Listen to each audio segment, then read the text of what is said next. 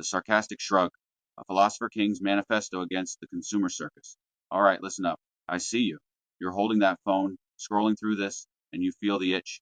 The one that sits right behind your eyes, the one that's been there since you realized your entire life was a prepackaged subscription plan. You're probably sitting in a room you pay too much for, surrounded by plastic junk you bought on a website at 2 a.m., feeling that low, constant hum of anxiety that you've mistaken for modern life. What if I told you that hum isn't inevitable? What if it's the system's deliberate static designed to keep you tuned in and buying? You think you're a rebel, don't you? You buy the sustainable coffee from the mega corporation that just launched its eco-friendly line, ignoring how it's still shipped across oceans on fuel-guzzling freighters. You wear the $90 ethically sourced t-shirt woven from organic cotton and revolutionary slogans, manufactured in a factory that's just one step removed from a sweatshop, but boasts a killer PR department that spins tales of empowerment.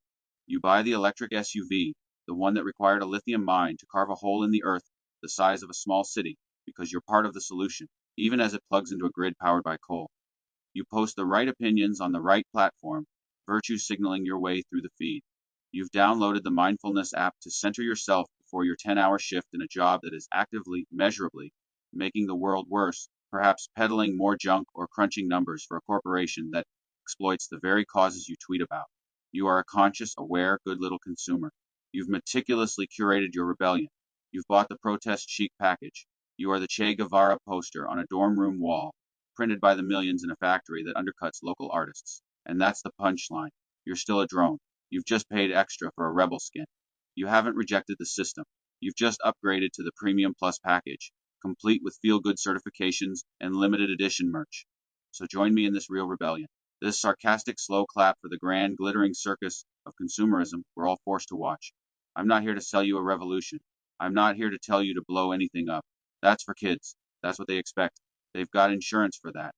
This is for the grown-ups. This is an invitation to do the one thing they're truly terrified of. Just shrug, turn your back, and quietly, intelligently walk away from their whole stupid, rigged game. Imagine it, a world where your choices aren't dictated by ads or algorithms, where you're free to laugh at the absurdity without needing to destroy it. Peel off the layers of crap they've draped over you. The $300 sneakers stitched by a kid who will never see $100. Their tiny hands calloused from endless shifts. The corporate logo you wear like a badge of loyalty, turning yourself into a willing, unpaid billboard that advertises their brand every time you step out. The artisanal beard oil or curated skincare kit that promises to unlock your true self but just line someone else's pockets. The subscription boxes that deliver curated disappointment to your door once a month. A little box of you that someone else picked out, wrapped in plastic and shipped from a warehouse drone farm.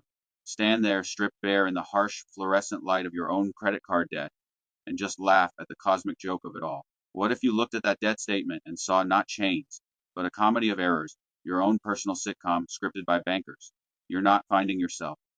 You're just tossing out the script they handed you at birth. And the best part? Everyone else, all those mindless clones shuffling through the IKEA showrooms, all those drones being owned by the system. That's not your tragedy. It's not your cage. It's your fucking punchline. It's your golden ticket to watch the whole materialistic, hollow repackaged hellscape implode on itself while you smirk from the sidelines. That's my rebellion. The philosopher king's shrug where Tyler's chaos meets Jack's clarity, and we build freedom from the ashes without lighting the match. Chapter 1. The Church of Perpetual Dissatisfaction. The temples and hymns of want. Let's not mince words. Consumerism is the most successful religion of all time. It's got 1 billion more followers than Christ, and its collection plate is always full, overflowing with credit card swipes and one-click purchases. Its temples are the gleaming malls and the infinite scroll of the online storefront, where pilgrims wander aisles of temptation under artificial lights that never dim. Its high priests are the influencers, advertisers, and celebrity saints, showing you the heaven you'll never be holy enough to enter. Their feeds a constant parade of unattainable bliss. Its hymns are the jingles that burrow into your brain, looping endlessly like earworms from hell. Its one great sin is obsolescence. Yesterday's gadget is today's trash. Its one commandment is, thou art not enough. You are not thin enough, so buy this diet tea, this weight loss drug, this gym membership that you'll use twice before it collects dust. You are not happy enough, so buy this vacation package to a resort built on exploited land, this cruise that dumps waste into the ocean, this new car that promises speed but delivers gridlock. You are not interesting enough, so buy this phone with its endless apps, this video game that hooks you for hours, this streaming service that binge feeds your escapism. You are not masculine or feminine enough, so buy this truck or that designer bag to prove your worth. You are not safe enough, so buy this security system that spies on you as much as it protects. You are not loved enough, so buy this diamond mined under duress, this perfume tested on animals, this lingerie sewn in silence, the machine of manufactured anxiety. It is a system built on a foundation of manufactured dissatisfaction. It's a machine that runs on your anxiety, fueled by algorithms that know your insecurities better than you do. Its sole purpose is to convince you, from the moment you're old enough to see a commercial, perhaps that first cartoon interrupted by a toy ad, that you are incomplete, that your life right now is lacking, and that the solution, the only solution, is always just one more purchase away, one more upgrade, one more subscription to chase the fleeting high. This isn't an accident. This is the design, engineered by marketers who study psychology like generals study battlefields. Remember that time you splurged on the latest gadget, felt whole for a week as it gleamed on your desk, then chased the upgrade because the ads whispered it was already outdated. That's the church collecting its tithe, keeping you on the treadmill. The things you own end up owning you. Tyler was right about that, but he underestimated the scale of it. It's not just a philosophical chain. It's a literal ironclad high interest rate chain that binds you tighter with every late payment. The shackles of debt. The true shackle isn't the stuff. It's the debt, the system's masterpiece, a web of obligations that turns free people into indentured servants. They sell you the American dream, and you sign for it with a 30-year mortgage. A mortgage, look at the word, it's Old French. It means death pledge. You are literally signing a pledge to work until you die, chaining your future to a house that appreciates in value while your life depreciates in stress. What if you rejected that pledge? What if you lived small, rented flexibly, and invested in experiences instead of equity? They tell you to invest in your future and follow your passion. So you sign up for $150,000 in student loans, shackling yourself to a life of servitude before you've even earned your first paycheck, all to get a piece of paper that qualifies you for an entry-level job in a cubicle, where you crunch numbers for bosses who see you as replaceable. Economists like David Graeber have called this bullshit jobs, roles that exist to perpetuate the system, not to fulfill you. That new car? The one they sold you as freedom with ads showing open roads and wind in your hair? That's not freedom. That's a 72-month loan, plus insurance that skyrockets with every mile, plus gas that fluctuates with global whims, plus maintenance that demands your weekends, plus the gnawing, obsessive fear of getting it scratched in a parking lot full of careless drivers. That car owns you. It dictates where you work because you have to make that payment, forcing you into commutes that steal hours from your life. It's not a vehicle, it's an anchor, dragging you down into the depths of dependency. That's the real trap. You're not a person. You're a consumer, a walking wallet, a cog in a machine that profits directly and gleefully from your engineered discontent and your perpetual bondage, all while promising liberation through the next shiny thing. Chapter 2, the planetary price tag, the hidden costs of convenience. Of course, it's not just about your soul. If it were, they'd probably let it slide, writing it off as existential fluff. No, the real joke, the sickest part of the whole performance, is that this hollow religion is built on a very real, very physical, very flaming foundation, a planet we're systematically dismantling for profit. We are torching the planet. We are literally burning the world down, and we're doing it to make cheap t-shirts and disposable electronics that end up in landfills after one season. This anti-consumerism thing isn't just about personal liberation. It's about the environmental wreckage, the irreversible scars we're leaving on Earth. Every click, every add to cart, every single-use piece of plastic is a hammer blow against the only home we have, contributing to a crisis that scientists like those at the IPCC warn could make vast regions uninhabitable. What if your next impulse buy was the one that tipped the scale? Fast fashion's toxic legacy. You've seen fast fashion. It's a miracle, right? A new outfit for Instagram, and it only costs $12, perfect for that one-time wear before it frays. But that $12 price tag is a lie. The real cost is just hidden from your view, outsourced to distant lands. It's the river in Bangladesh that's black with toxic dye, poisoning water supplies, and killing fish that locals depend on. It's the microplastics from that polyester shirt, now in your bloodstream, and in the rain that falls on your city, infiltrating ecosystems from the ocean floor to mountain peaks. It's the mountain of textile waste, a monument to our fleeting idiotic trends, piled so high it blocks out the sun in dumps like those in Ghana, where discarded clothes form toxic landscapes that leach chemicals into the soil. Imagine walking through that pile, your old trends buried alive, outlasting civilizations. The greenwashing trap. You want to talk about that eco-friendly electric car? Let's talk about it. Really dig in. Let's talk about the lithium mines in Chile and Bolivia, vast toxic scars on the planet, sucking regions dry of their water in arid deserts, where indigenous communities fight for survival. all so you can feel good about your commute while ignoring the upstream devastation. Let's talk about the cobalt, mined by children in the Congo under brutal conditions. Their small bodies exposed that shortens lives, so you can have a green battery that powers your virtue. It's not a solution. It's just a different, cleaner brand of destruction, as reports from Amnesty International highlight the human rights abuses baked into our sustainable tech. What if you opted for public transit or a bike instead, reclaiming streets from car culture and your time from traffic? Our monument to waste. Let's talk about the Great Pacific Garbage Patch, a floating continent of our trash, twice the size of Texas, swirling in the ocean like a plastic apocalypse. That is our legacy. That is the true monument to our civilization, not a cathedral of stone, not a pyramid of ambition, but a swirling vortex of plastic bottles, shopping bags, and broken toys, entangling marine life and entering the food chain we all depend on. We are so addicted to convenience that we buy water, something that falls from the sky and flows from our taps, in a plastic bottle that will outlive our grandchildren by 500 years, persisting in the environment long after we've forgotten the brand. Tyler said we were the middle children of history, raised by television. He was wrong. We're the spoiled, bratty toddlers of history, throwing a planet-sized tantrum in the checkout aisle, screaming, "I want more," while the whole house is on fire, ignoring the smoke alarms of climate reports. We've been sold the ultimate lie, that infinite consumption on a finite planet is not only possible, but it's your patriotic duty to grow the economy, as if GDP were a god worth sacrificing biodiversity for. Anti-consumerism isn't just saying no, it's about finally telling the truth. The price tag is a lie. The real cost is everything: our air, our water, our future. Chapter 3, the psychological toll, the barrage of comparison. But they don't just own your wallet and the planet. They own your mind, infiltrating it through screens and social feeds. This system is a constant, screaming, 27 barrage of comparison and inadequacy, a psychological warfare waged by billboards, apps, and algorithms, and social media is its masterpiece. It's the amplification device, turning whispers of doubt into roars. It's the confessional where you admit your flaws through curated posts, the stage where you perform perfection, and the high school cafeteria where judgment is currency, all rolled into one digital hellscape. It turned every single purchase, every moment, every thought into a performance, a bid for validation in a sea of filters. Look at my new car gleaming under staged lighting.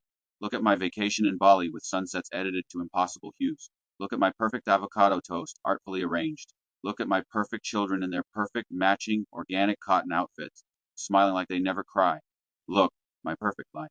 But behind the filter, it's empty, a hollow shell of staged moments, hiding exhaustion and isolation. The envy engine, you know it is. You're part of it. You felt that hot spike of envy when you see someone else's perfect life, scrolling late at night and wondering why yours feels so mundane. You felt that hollow thud of disappointment after you've posted, when the likes don't come fast enough, leaving you refreshing the app like an addict chasing a hit. Studies from psychologists like those at the American Psychological Association show anxiety and depression rates skyrocketing in the social media era.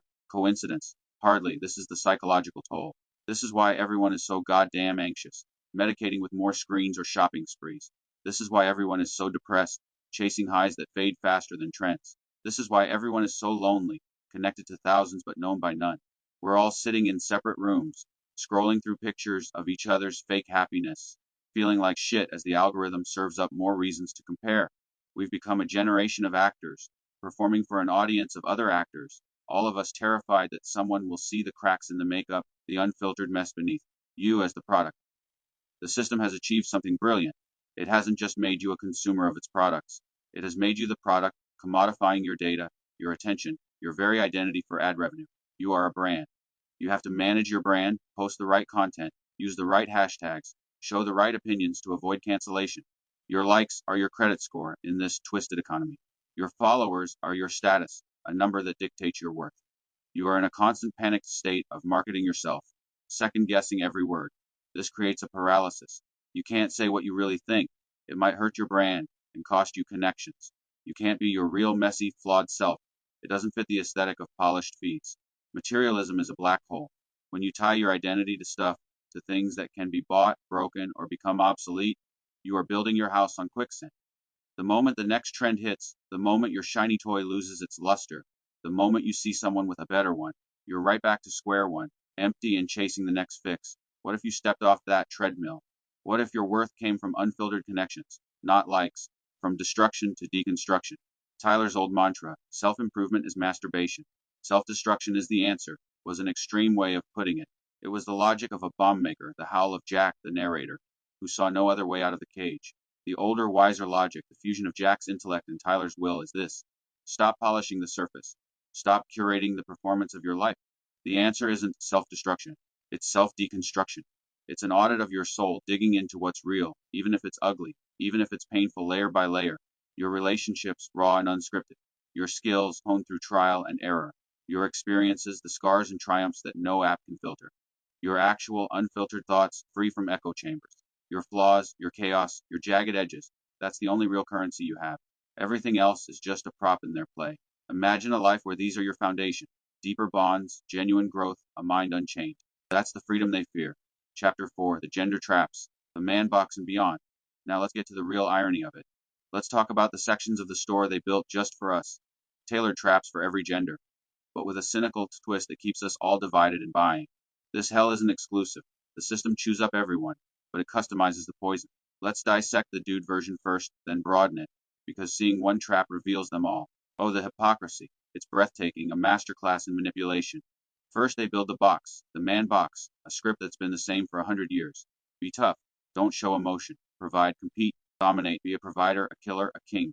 Work yourself to death in silence. Your value is your paycheck, your status, your utility to the machine.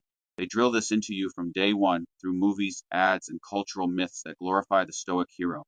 The bait and switch for men, and then they turn around and mock you for it, painting you as a bumbling fool in sitcoms, a toxic monster in think pieces, or a disposable grunt in corporate layoffs.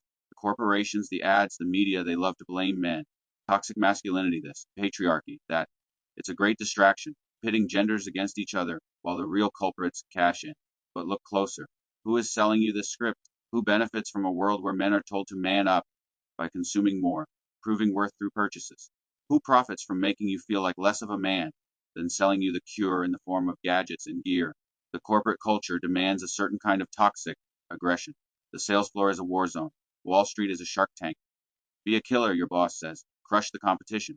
They reward the sociopath, the one who works 80 hours a week and sacrifices family for promotions. And then the PR department for that same company releases a statement about well-being, work-life balance, and challenging toxic norms, all while profiting from the burnout. It's a sick, perfect circular joke that keeps you grinding. They tell you that your traditional roles are obsolete or problematic. They tell you that being a provider is an outdated concept in this equal world. And then, what's the first question you get asked at a party? So, what do you do? And you know you are being judged instantly and ruthlessly by the answer, by your utility, your earning power. What if you answered with your passions instead? What if status came from character, not cash? Expanding the trap, women's parallel hell. But this isn't just for men. The system rigs traps for women with equal cynicism, often under the guise of empowerment. They build the woman box: be beautiful at all costs, be nurturing, ambitious, flawless, balance career and family without breaking a sweat. Your value is your appearance, your multitasking, your endless adaptability. They sell you anti-aging creams, diet fads, and Boss Babe, merch that promises liberation, but chains you to beauty standards enforced by the same corporations. Ads mock high-maintenance women while pushing products to maintain impossible ideals, creating a cycle of self-doubt and spending. Reports from organizations like the World Health Organization highlight how these pressures contribute to eating disorders and mental health crises, all for profit. It's the same bait and switch: make you hate parts of yourself, then sell the fix. They've got everyone fighting over scraps, competing for crowns that don't exist, men for dominance, women for perfection, non-binary folks for visibility, all while the real kings, the slick, soulless suits in the corporations, rig the game. They're laughing all the way to the bank, pocketing your dreams while you're stuck conforming to roles that choke you. You're the villain and the victim, regardless of gender. You're the one to blame in cultural narratives, and you're the one paying the price in therapy bills and impulse buys. You're just cannon fodder in their war for profit. They don't care about your gender. They just want your money, and they found the perfect way to get it: make you hate yourself, then sell you the costume of the very thing they told you to hate. Buy this truck, this $80,000 gas-guzzling monster, and maybe you'll be a real man again, even though you just use it to drive to your cubicle. Buy this $10,000 watch, and maybe you'll command respect, even though you just check the time on your phone. Buy this tactical gear, this biohacking supplement, this rugged cologne for men, or for women, buy the luxury handbag, the contouring kit, the empowerment seminar. Buy the costume of identity, because they've hollowed out the real thing and left you with nothing but anxiety and a credit card. It's brilliant. and it's a lie that ensnares us all. Chapter 5, The Way Out, Letting Go of the Hooks. So here's my challenge. My call to arms for the weary, the ironic, the ones who are just done with the bullshit, regardless of who you are. Whatever's got you hooked, your debt, your status, your 9 to 5 grind, your precious little toys, let that shit go. Imagine the weight lifting, the clarity rushing in like fresh air after years in a smog-filled city. No, I'm not talking about a Molotov cocktail. I'm not talking about Project Mayhem. I've been there. It's messy. It's childish. And you know what? They've got insurance for that. They just rebuild it stronger and name a wing after the tragedy, turning destruction into another profit stream. The Philosopher King's Rebellion. The new rebellion, the real rebellion, the Philosopher King's Rebellion, is just walk away. Not with a bang, with a shrug. With a quiet, knowing, sarcastic middle finger that says, I see your game and I'm done playing. It's not just shrugging. It's an active, intelligent, strategic withdrawal, a calculated exit from the circus. Minimalism as a weapon. It's minimalism as a weapon. This isn't that clean, white wall, 500 plain shirt minimalism they sell you in glossy magazines as the latest trend. This is aggressive minimalism, raw and unapologetic. This is owning so little that you become unfireable, untouchable by the system's threats. This is breaking the leverage your boss has over you. When you don't have a car payment, a mortgage, or a mountain of credit card debt hanging like a guillotine that come in on Saturday, text from your boss is no longer a threat. It's a request, one you can deny with a smirk, reclaiming your weekends for what matters. What if your home was a simple space filled with meaning instead of stuff? Freedom tastes like that. Skill building as rebellion. It's skill building as rebellion. They build a world of planned obsolescence, where your phone, your toaster, your washing machine, they are all designed to break after a few years, engineered for failure. And you are designed to be too stupid and helpless to fix them, conditioned to throw it away and buy a new one, feeding the cycle. The most revolutionary act in 2025 is to pick up a screwdriver, to learn the basics that our grandparents knew. Learn to sew a button on a shirt instead of discarding it. Learn to change your own oil, saving hundreds and defying the auto shop cartel. Learn to repair an appliance, following online tutorials that democratize knowledge. Every time you fix something, you are punching the consumerist model in the face. You are stealing back your own power, becoming self-reliant in a world that profits from your dependence. Imagine the satisfaction of reviving a dead device. That's the spark of true independence. Localism as a virus. It's localism as a virus. This is the real Project Mayhem, not soap bombs or vandalism, but community, the quiet insurgency of connection. Start a tool-sharing library in your neighborhood where hammers and ladders circulate freely. Plant a garden in your backyard or on a community plot, growing food that nourishes without corporate middlemen. Learn to cook from scratch, turning simple ingredients into feasts that build bonds. Create real, local networks of mutual aid, swap skills, share resources, support each other. When you can borrow a ladder from your neighbor instead of buying one from Home Depot, you are making the corporate supply chain irrelevant, starving the beast one transaction at a time. When you can trade your tomatoes for your other neighbor's eggs, you are seceding from their economy, building a parallel world that's resilient and human scale. What if your block became a self-sustaining hub? That's the virus spreading, undermining the system from the ground up, embracing the authentic self. Be the one who doesn't buy the hype. Be the one who doesn't grovel to the billboard gods or the corporate pimps.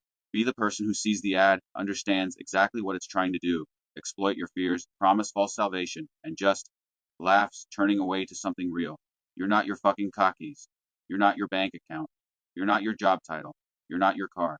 You're not the overpriced junk cluttering your life. You are not your carefully curated social media presence, filtered to perfection. You're just you, flawed, probably broke. And if you can pull this off free to explore, to connect, to create without the weight of expectations, go on. Be yourself. The world is choking on clones, people chasing the same trends, the same status, the same empty dreams, shuffling through life with eyes glazed and wallets bleeding, all to fit a mold that was never theirs. I've watched them, from boardrooms to bodegas, sacrificing authenticity for acceptance. Screw that. Embrace your mess. Embrace your doubts. Embrace your weirdness. Let the sparks fly as you walk away from their game. You're not here to play along. You're here to mock the absurdity of it all, to live as the glitch they can't patch. The system wants you obedient, broke, and buying, forever chasing the carrot on their stick. Give them a sarcastic wink and live your own way instead. This isn't about saving anything grandiose. It's about seeing through the bullshit. The corporations, the ads, the endless cycle, they've got you by the balls, and they're not letting go unless you pry their fingers off. You can feel it. I know you can. The itch turning to fire, the shrug becoming a stance. Ditch the script, live lean, live real. Live ironic, with a laugh that echoes through their hollow halls. Real power isn't in owning crap. It's in not needing it, in thriving on less while gaining more time, more connections, more meaning. So go ahead, you beautiful broken fool. Be the glitch in their matrix. Be the punchline they didn't see coming. What's your first shrug? Ditch one chain today. I'll be watching, from the sidelines, smirking. The world doesn't need another shopper. It needs you, raw, rebellious, real,